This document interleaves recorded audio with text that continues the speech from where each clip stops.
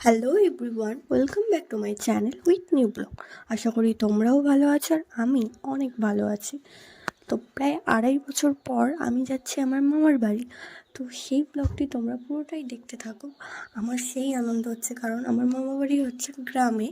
আর প্রায় 2.5 বছর, ভাবতে পারছো 2.5 বছর পর মামার বাড়ি গেলে কিন্তু সেই রকম আদর যত্ন পাওয়া যায়, এরকম বছরের পর বছর গেলে।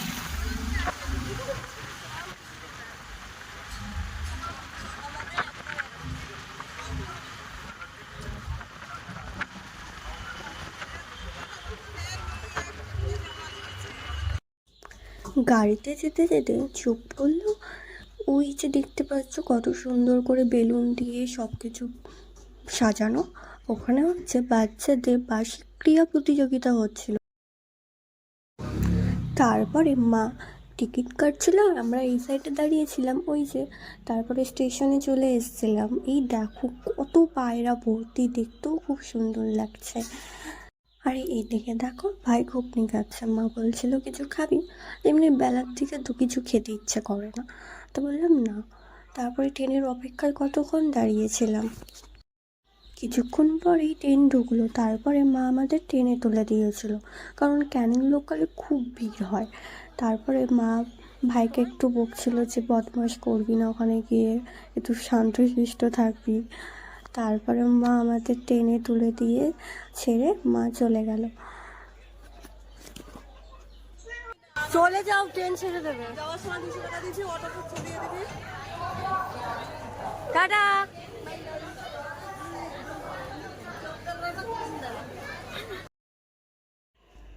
আমরা যখন একটা স্টেশন পার করি তখন সেরকম ভিড় হয়নি, মোটামুটি ভিড় হয়ে গেছে প্রায়।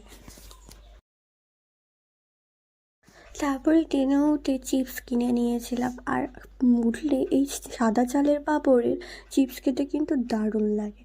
আর কিন্তু কাকুটা বুঝতে পেরেছিল যে আমি ভিডিও করছি, বারবার ফোনের দিকে তাকাচ্ছিল।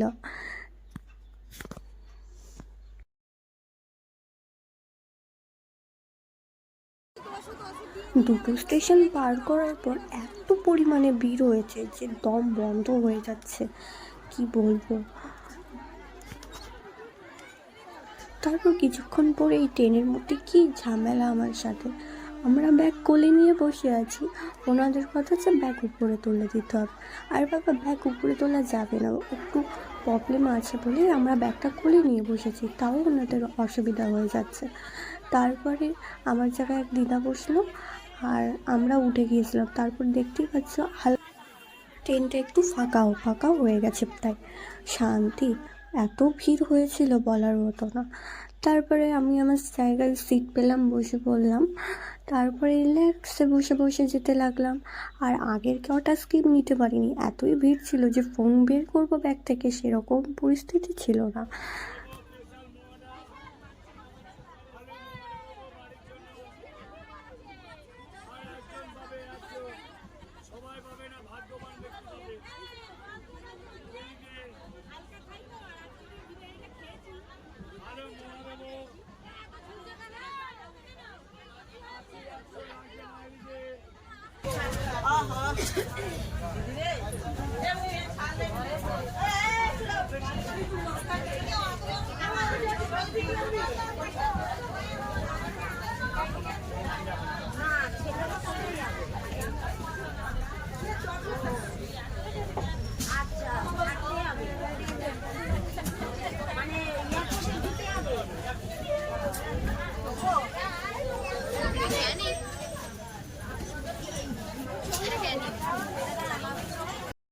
আমাদের তিনজনকে নিতে এসেছিল আমার ছোটো মামা। ছোটো মামা প্রায় অনেকক্ষণ থেকে স্টেশনে দাঁড়িয়েছিল। ওই যে সামনে হেঁটে যাচ্ছে দুটো ব্যাগ নিয়ে, ওটা হচ্ছে আমার ছোটো মামা। তো আমরা ট্রেন থেকে নেমে কিছুটা হাতে লাগছি, তো চলো। আমি ফোন নিয়ে ভিডিও করতে করতে যাচ্ছি, লোকগুলো আমার মুখের দিকে তাকাচ্ছে, বলে এই আবার কি ভিডিও করতে করতে যাচ্ছে, কি বাবা কী সব ভাববে তার নেই ঠিক।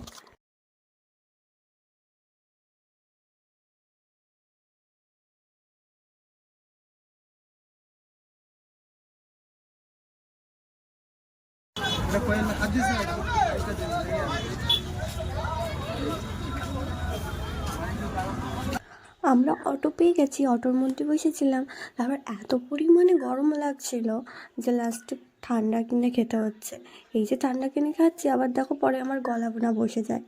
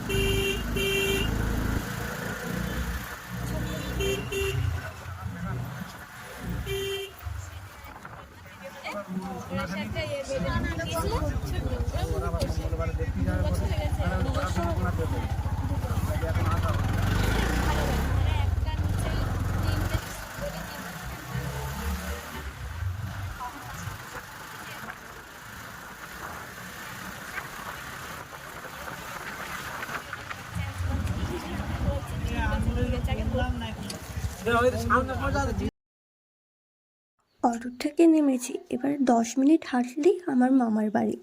আর আমার মামার বাড়ির এখানে কিন্তু এখনও কিন্তু মাটির বাড়ি দেখতে পাওয়া যায়। অনেকে প্রায় পাকার বাড়ি করে গুছিয়ে নিয়েছে, কিন্তু এখনও মাটির বাড়ি রয়ে গেছে। সেই মাটির উপরে কলকা করা, নকশা করা এখনও এখানে দেখা যায়। দেখো, এই প্রায় বেলা গড়ে গেছে, সন্ধ্যের দিকে হতে যায়। কত সুন্দর লাগছে চারপাশটা। তো আমার নেক্সট ভিডিও কিন্তু তোমরা পরের ব্লগে দেখতে পাবে। তো খুব তাড়াতাড়ি তোমাদের সাথে পার্ট 2 ভিডিওর ব্লগ নিয়ে আসবো। তো আজকের এই পর্যন্ত। তোমরা আমার পরের ব্লগটি যদি দেখতে চাও তাহলে পার্ট 2-এ গিয়ে দেখে আসতে পারবে। আর খুব তাড়াতাড়ি ভিডিও আসতে চলেছে।